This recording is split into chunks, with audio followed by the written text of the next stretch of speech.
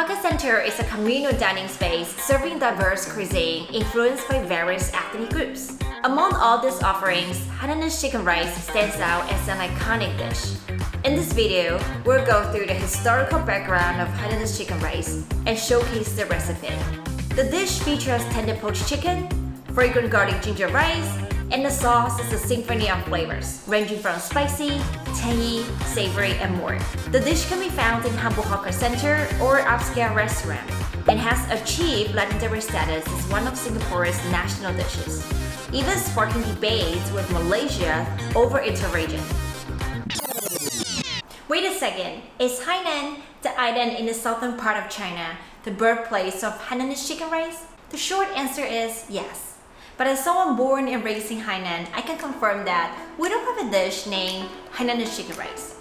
However, we do have a famous dish called Wonton chicken, which is similar to Hainanese chicken rice. The name Wonton chicken refers to a breed of chicken that is raised free-range and fed by a natural and balanced diet. So the meat itself is tender yet chewy and full of flavor. The dish is usually paired with ginger-infused chicken rice and a tangy lime ginger sauce. Growing up, this dish has always been part of my life during all major festivals, celebrations, and family gatherings. So what is the connection between the Wonton chicken in Hainan and the Hainanese chicken rice in Singapore and Malaysia? In the late 19th century, a wave of Hainanese immigrants left their homeland due to economic hardship and political instability. Many of them were illiterate and lacked specialized skills. Also, because they came after other Chinese groups, the remaining opportunities were very limited, such as cooks, servants, or other labor-intensive work. One of the opportunities was to sell chicken rice. The chicken and rice were sold in 2 baskets on a bamboo pole slung across hawkers' shoulders. Initially, they started with street food vendors and small hawkers offering chicken dishes at affordable prices. Some of them even used gambling to attract customers. Whoever won would be offered a chicken dish for free. The chicken dish quickly gained popularity, transitioned from street stalls to independent restaurants. The Hainanese chicken dish back then was still quite similar to the Wonton chicken, or it underwent significant changes after Cantonese entered the culinary scenes. These changes led to the main differences between these 2 dishes and eventually gave rise to what we now know as Hainanese chicken rice. So what are the main differences between Wonton chicken and Hainanese chicken rice? There are a few differences. Wonton chicken air dries their poached chicken for chewy yet tender, slightly oily meat with a natural chicken aroma. Unlike the air drying, the Cantonese poach their chicken and cool it in icy water to keep it more tender, juicy, and less oily. The sauces also vary. In Hainan, it's a tangy ginger sauce made with tangerine, ginger, and some sugar, whereas Cantonese uses chili sauce, garlic ginger paste, green onion sauce, and dark soy sauce. For Wonton chicken, the rice is not a requirement when serving. Hainanese use rice balls for worshipping their ancestors. It simply blends chicken oil with raw rice grains and chicken stock. Chicken rice in Singapore and Malaysia initially used rice balls, but later, fragrant Thai jasmine rice in both became popular. Lemongrass and pandan leaves are added to the chicken stock for aromatic flavor. Under Cantonese influence and using local ingredients, Hainanese chicken rice rose from humble eateries to upscale restaurants in Singapore and Malaysia. Regardless of the version, certain fundamental elements remain unchanged, serving as a criteria for evaluating ingredients of this chicken dish. These key elements are what makes the dish so delicious. First, tender and juicy meat. The area around the chicken bone should show some traces of blood, indicating that the meat is not overly cooked. Second, the fragrant rice. The chicken rice is infused with chicken broth, ginger, garlic, and chicken fat. A great chicken rice should not clump to each other, and you can taste the aromatic flavors in every single bite. Then, the texture and balance of flavors. The chicken is usually served cold or at room temperature, which allows its natural flavors to shine. The sauces play significant roles to the dish, providing a tangy kick, a fresh, zesty contrast, and a slightly sweet and savory element.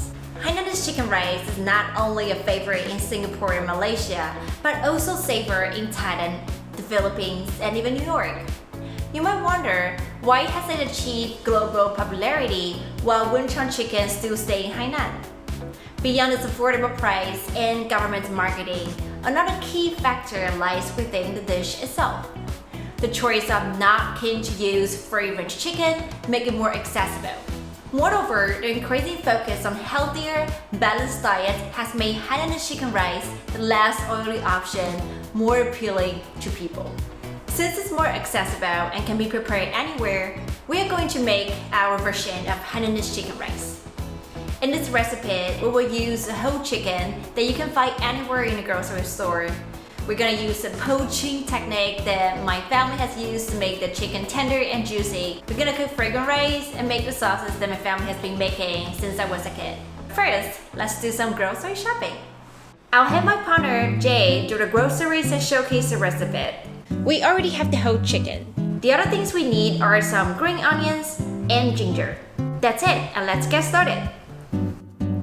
First, make sure your chicken is completely thawed. Then, trim off the fat from the chicken butt. This step is super important because we will use it to infuse the chicken rice. And what we're gonna do next is to massage the chicken with salt to clean and flavor it. And don't forget to season the inside of the chicken. We're gonna slice some ginger and prepare a bunch of green onions. This will infuse your broth and the chicken itself with aroma. Now we're gonna poach the chicken. This is an important step because this will ensure your chicken's tenderness. Boil the water until it reaches 158 degrees. Put the ginger and green onions in. If you don't have a thermometer, a good indicator is when you see the water starting to bubble, like those little bubbles. That's a sign you should put your chicken in. Place the chicken in the water, ensuring it's fully immersed, with chicken spots at the bottom of the pot. Then wait for 10 seconds. After 10 seconds, take the chicken out, then in again. Repeat this process at least 3 times. After that, immerse the chicken in ice water for 5 minutes.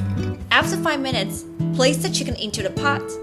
Again, make sure it's fully immersed. Then cover the lid and simmer for 30 minutes. While we're waiting for the chicken, let's do the chicken rice. We will use the chicken fat to infuse oil. Do not need any other oil. The chicken fat is enough. Then put the chopped ginger and chopped garlic to infuse the aroma. Once it is fragrant, add the rice and stir fry until it dries. Then season with salt and pepper.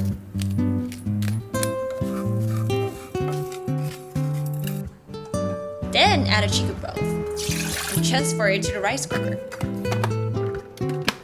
Let's take a look at the chicken. Turn off the heat with the lid on and let the chicken sit inside for another 30 minutes. Let's make the sauce. Chili pepper, ginger, and garlic. We first chop it with mortar and pestle.